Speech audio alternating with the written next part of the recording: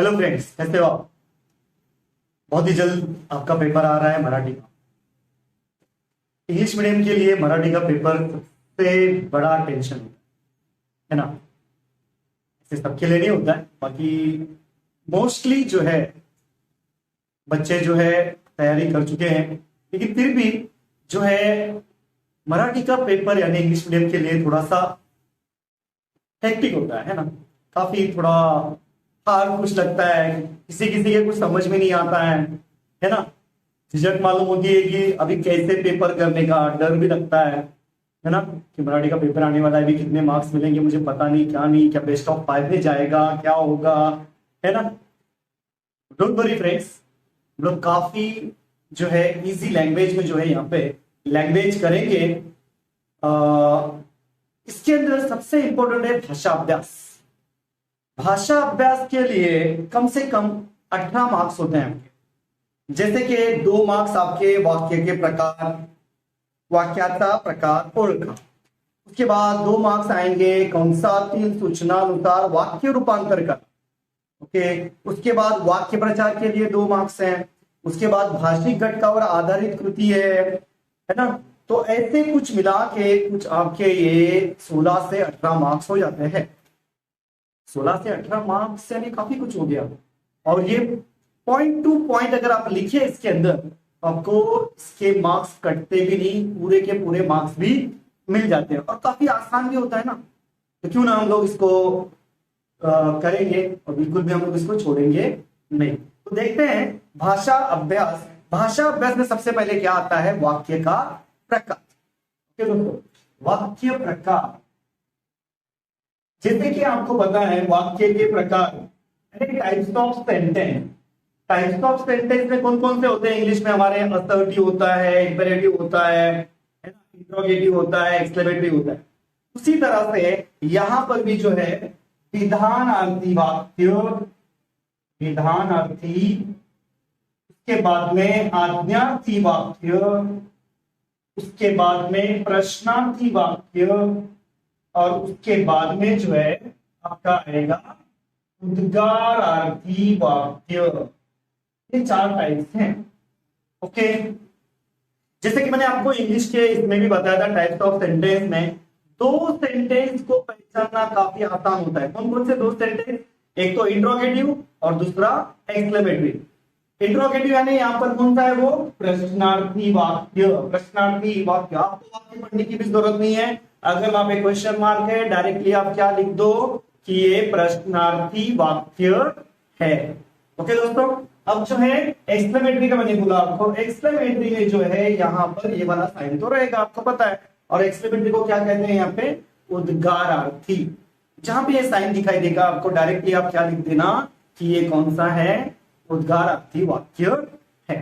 ठीक है ना दोस्तों, 2 टाइप्स ऑफ सेंटेंस का तो टेंशन यहाँ पे फिनिश। ओके, अब चलते हैं आज्ञार्थी वाक्य। आज्ञार्थी यानी जहां पे आज्ञा दी गई है, कोई ऑर्डर दिया गया है, जिसमें ऑर्डर है वो है आज्ञार्थी वाक्य।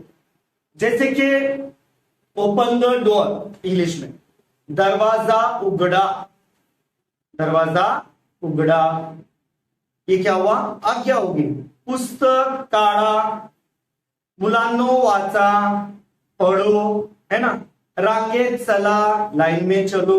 जैसे कि मोस्टली देखो यहाँ पे आ का जो है प्रोनाउंसिएशन आ रहा है लास्ट वाला सेंटेंस जो है, जैसे कि मुलांनो रांगेत चला, रांगेत चला, पुस्तक काढा, मुलांनो वाचा, मुलांनो वाचा। जैसे कि लास्ट में आ की मात्रा आ रही है, ऐसा नहीं, लेकिन मैक्सिमम जो है टाइम में क्या हो जाता है यहाँ पे, जब भी ऑर्डर निकलता है, ऑर्डर कोई बोला जाता है, तो क्या होता है आ की मात्रा बहुत मर्तबा यूज की जाती है।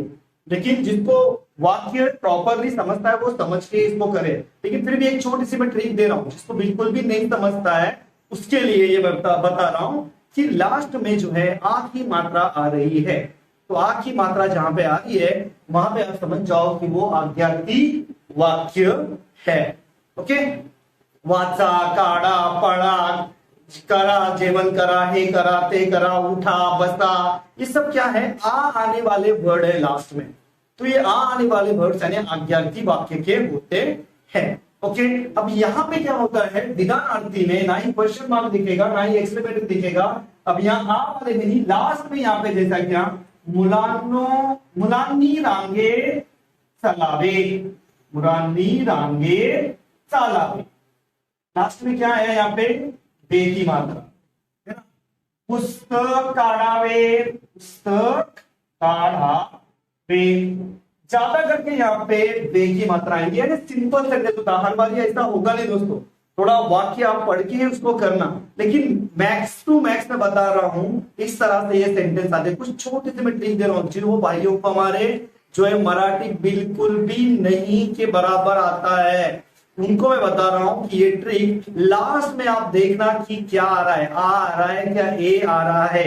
जैसे कि यहाँ पे एक वाक्य हम लोग पढ़ेंगे, या जन्मावर या जगण्यावर शतदा प्रेम करावे, करावे आया है, तो ये कौन सा है, विधानार्थी वाक्य है ना।